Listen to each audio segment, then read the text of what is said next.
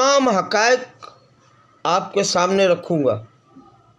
कराची की आवाम को वो दौर पसंद था या आज का पुरअमन कराची पसंद है,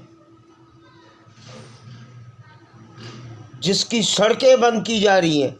पहले शहर लंदन से बजी हुई चुटकी से बंद हो जाता था, आज पुरअमन है। तो ये अमन किसको खटक रहा है? सीपैक बनेगा तो रोज़गार आएगा, रोज़गार आएगा तो इनको रैलियों में नाचने वाले नहीं मिलेंगे। आज भी ये सूरत हाल है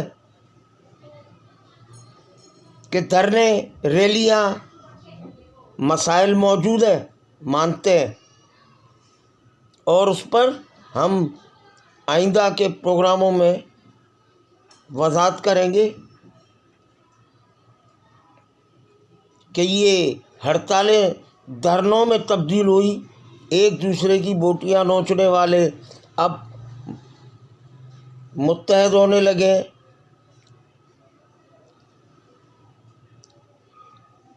ये हड़तालों के बाद धरनों की सियासत क्या गुल खिलाने वाली है,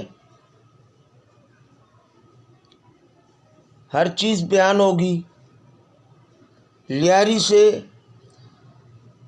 बदला क्यों लिया गया 1996 से लेकर 2013 तक? इसलिए कि लियारी इनकी हड़तालों की सियासत में नहीं आया, लियारी पुरअमन रहा।